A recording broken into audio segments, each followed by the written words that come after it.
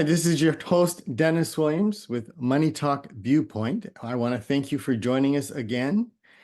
I am with CashMap Consulting, in which I coach people through the process of making small changes in the way they manage their cash to build wealth using bank products. Love to be able to share that with you. And we have again with us Mr. Charles Dents with Xelantt Profit Strategies, where his focus is helping companies move from a space of a plateau in which they've tried multiple approaches of kind of kicking things up into the next gear and they've not been successful, and walking them through the steps of making that a reality.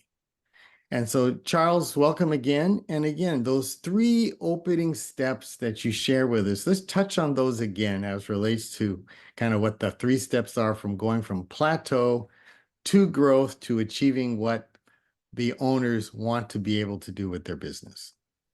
Yeah, so thank you, Dennis, for the opportunity to be on the podcast once again.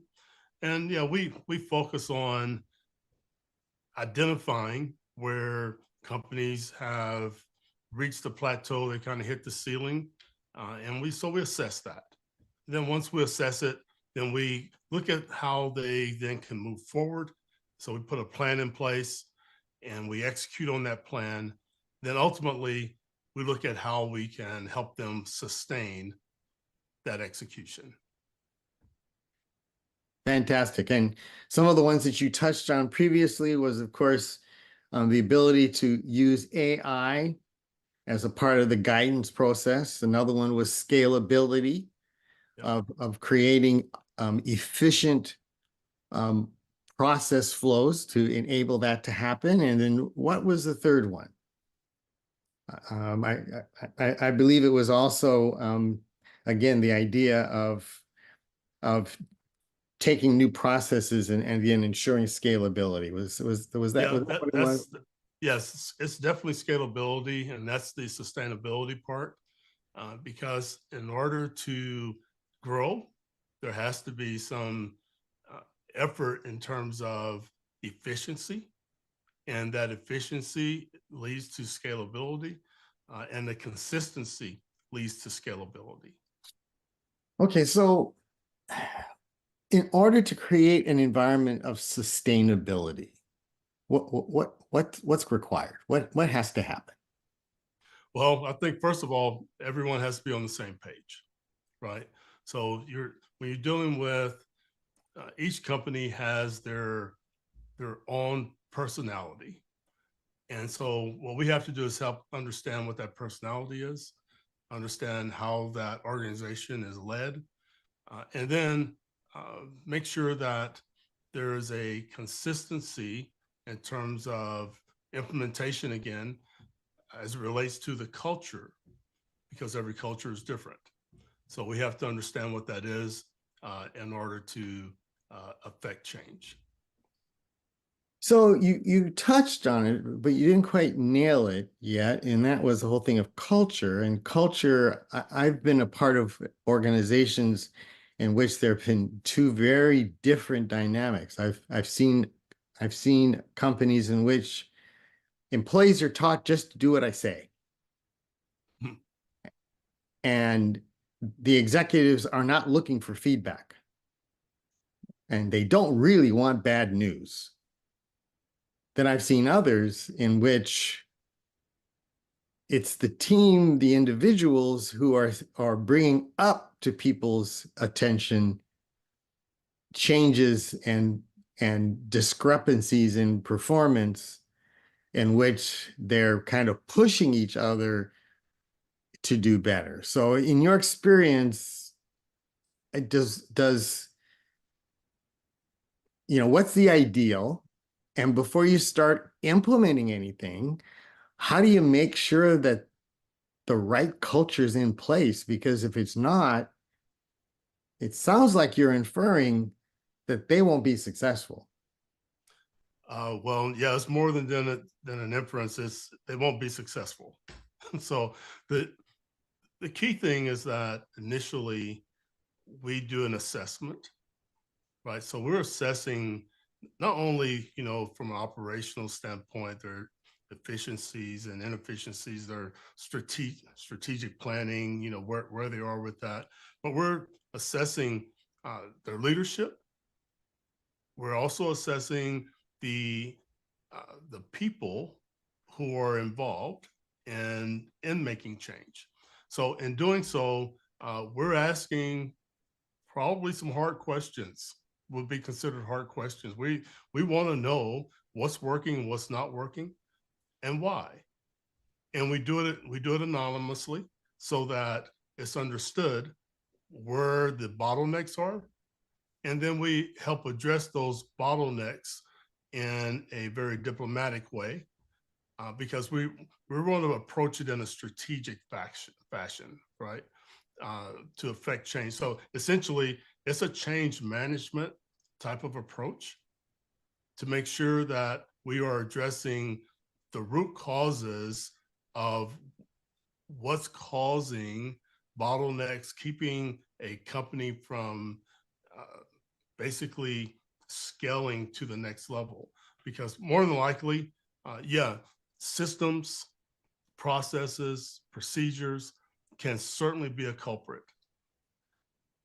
Unfortunately, what we find is leadership and their interaction with staff is at the core of what prevents a lot of progress.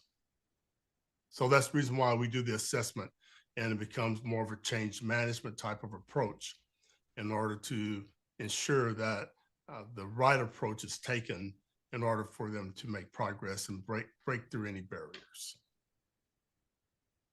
So you're really relying on all the participants to put everything on the table to identify where problems are and what problem to attack first. Is that right?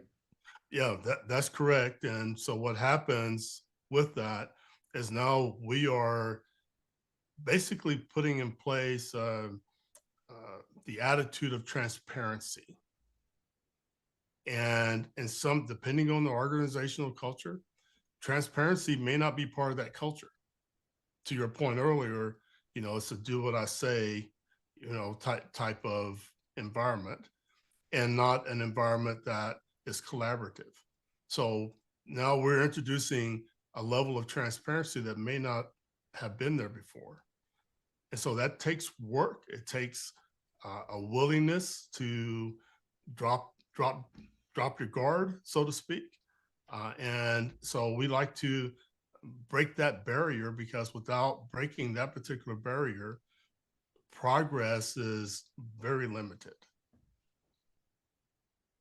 So, if I'm an executive listening to you, in which I just kind of like the idea of of telling Dennis, I just need you to go do this.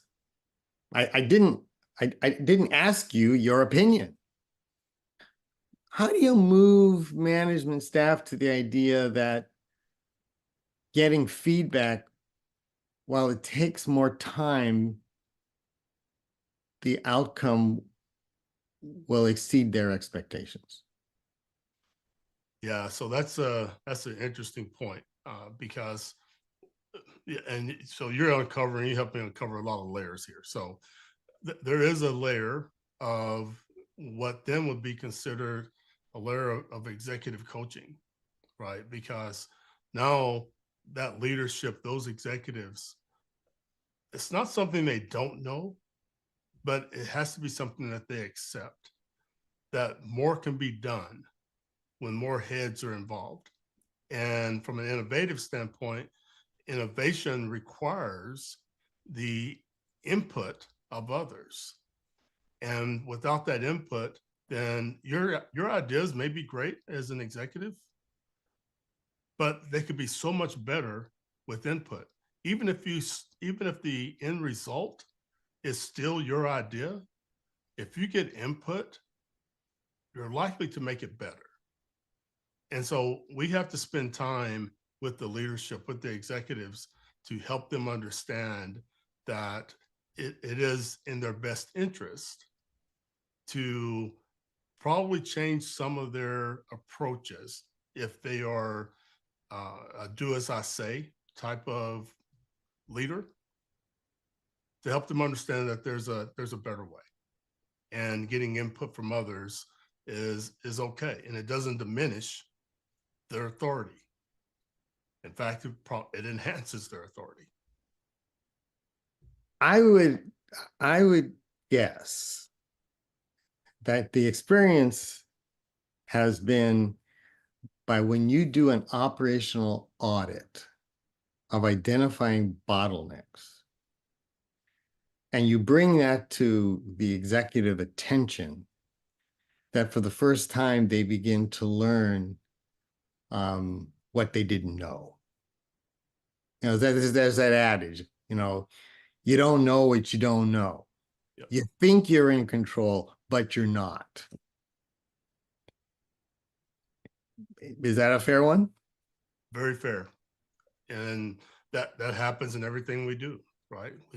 We always don't know what we don't know.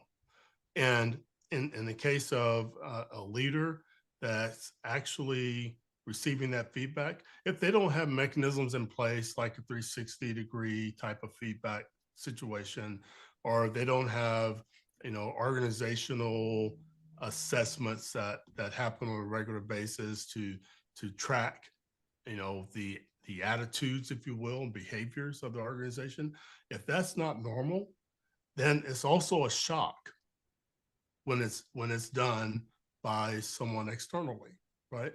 And bringing that input to them, the results back to the leadership team, it becomes shocking, and they have to be willing to accept the fact that change is needed based on input that's given, the consistency of the input that's given.